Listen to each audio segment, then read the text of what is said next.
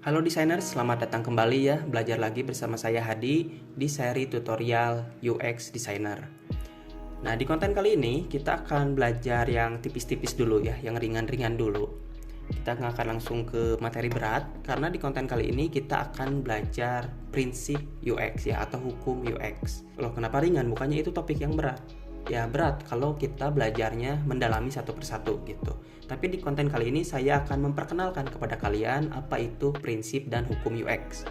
Jadi saya hanya akan memperlihatkan secara garis besar, memperkenalkan dan contoh dari implementasi salah satu prinsip UX. Oke, kita mulai. Oke, pertama-tama saya dapat materi ini sumbernya dari mana ya untuk membuat konten. Itu saya mengutip atau merangkum dari ketiga situs ini ya. Itu ada Law of UX, situs untuk belajar hukum-hukum UX. Ada nngroup.com, ini kiblatnya untuk UI UX designer, dan juga ketiga ada designprinciples.ftw.com.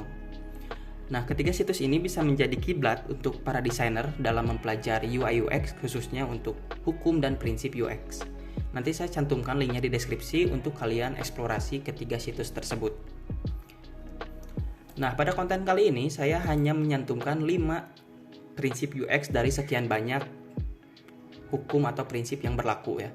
Pertama itu ada 10 usability heuristic, kedua ada cognitive bias, ketiga ada Gestalt principle, keempat ada 10 usability Downs Norman, dan kelima ada heuristic. Nah, kelima prinsip ini ya, atau kelima hukum ini itu adalah salah satu prinsip paling populer dari sekian banyak prinsip UX gitu. Nah, pada konten kali ini saya akan membahas contoh implementasi dari prinsip 10 usability heuristic. Nah, doakan juga semoga ada kesempatan, ada waktunya, dan semoga saya masih semangat untuk melanjutkan konten UX ini. Saya akan membahas masing-masing dari prinsip paling populer dan paling umum digunakan oleh para designers di industri digital ya. Jadi pada konten kali ini saya hanya akan membahas salah satunya, itu pun secara singkat. Makanya subscribe dulu biar kalian bisa terus update ilmu UX terbaru ya. Oke, kita mulai. Nah, ini adalah contoh implementasi dari prinsip 10 usability heuristic.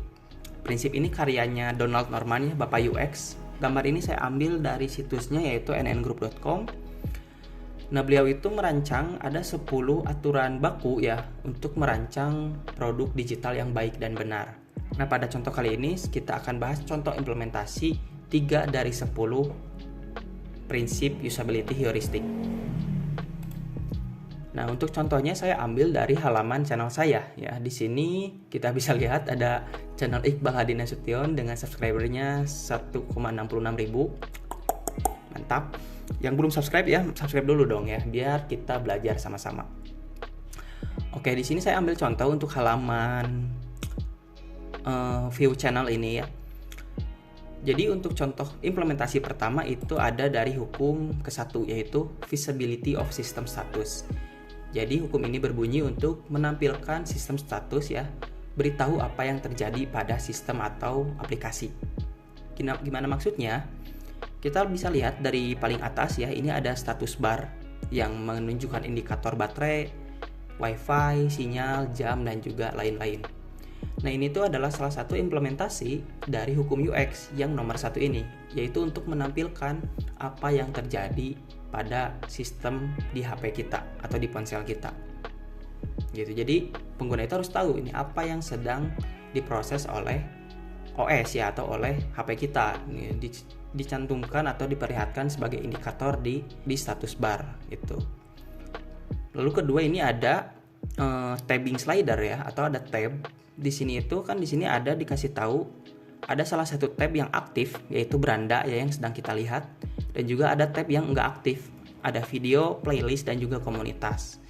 Nah, ini itu memberitahu kepada pengguna bahwa pengguna sedang ada di halaman atau di tab beranda, dengan memberi indikator bahwa beranda ini sedang aktif dengan memberi garis berwarna putih, teksnya juga berwarna putih, yaitu berbeda dari yang lainnya gitu. Jadi maksudnya itu memberitahu pengguna bahwa dia sedang berada di bagian beranda. Begitupun juga dengan navigation bar di bagian bawah ini ya, ada bottom navigation bar. Di sini juga sama konsepnya. Itu memberitahu pengguna bahwa dia sedang berada di bagian beranda. Itu salah satu contoh implementasi dari hukum nomor 1, yaitu visibility of system status. Kedua, ada contoh estetik dan minimalis design. Antarmuka harus mengandung komponen yang relevan ya. Jadi antarmuka itu tidak boleh mengandung komponen yang tidak relevan, dan juga harus estetik dan minimalis. Bisa kita lihat ya, ini desain dari YouTube. Kita sepakati bahwa desain dari YouTube ini memang minimalis dan estetik ya. Sederhana, minimalis dan estetik. Juga tidak mengandung atribut atau komponen yang tidak relevan ya, atau yang tidak berguna gitu.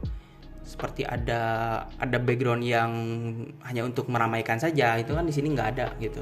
Ada animasi atau kursornya itu gemerlap kan di sini nggak dipakai gitu ya di YouTube itu, karena itu tidak relevan dan tidak terlalu penting untuk menekan nilai estetik dan minimalis dalam desain. Ini adalah salah satu contoh implementasi dari hukum nomor 8 dari 10 usability heuristic. Dan yang terakhir itu ada hukum nomor 3, yaitu user freedom and control.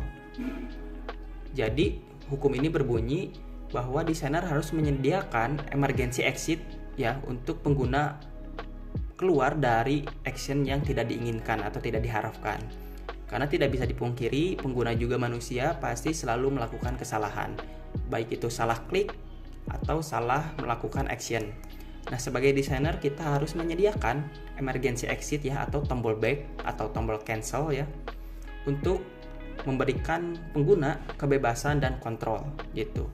Di salah satu contoh ini ya, mereka memberikan button back ya. Di sini kita lihat di sudut kiri bawah, ini itu memberikan pengguna untuk kembali ke halaman sebelumnya. Siapa tahu pengguna itu salah klik ya, lagi scroll ke klik channel saya nggak niat kesini gitu kan, tapi ini channel bagus, subscribe dulu gitu, baru keluar dari halaman ini. Itu adalah salah satu contoh implementasi dari hukum ketiga, yaitu user freedom dan juga control. Dan juga salah satu implementasi dari hukum ke-1 itu ada breadcrumb. Kalian pasti sering lihat ya, ada situs yang mengimplementasikan breadcrumb. Breadcrumb itu seperti ini. Itu mengindikasikan bahwa user sedang ada di halaman tertentu gitu. Jadi alurnya itu diperlihatkan. Pertama, user itu masuk ke home, kedua ke dokumen, misalkan ketiga ke detail dokumen, seperti itu. Nah, ini itu maksudnya memberitahu user bahwa dia sedang berada di bagian ini dan sudah melewati alur seperti ini. Website yang baik dan benar itu sudah mengimplementasikan breadcrumb untuk memiliki struktur fitur yang kompleks. Jadi kalau fiturnya itu banyak nih ya, banyak fiturnya, lebih baik diimplementasikan breadcrumb ya, agar user tahu flow-nya itu kemana aja. Juga contoh lain itu ada loading pada button ya.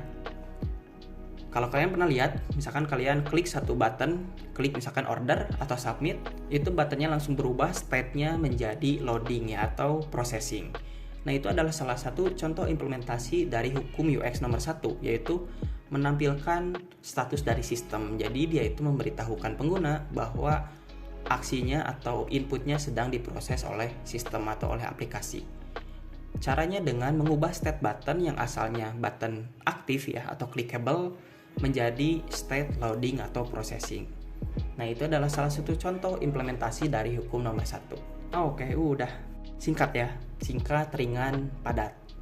Semoga dapat dipahami oleh kalian, dan jangan lupa untuk subscribe juga ya, kasih like biar saya semangat untuk melanjutkan pembahasan UX lebih mendalam. Oke? Terima kasih banyak, semoga dapat bermanfaat. Sampai bertemu di konten saya selanjutnya. See you!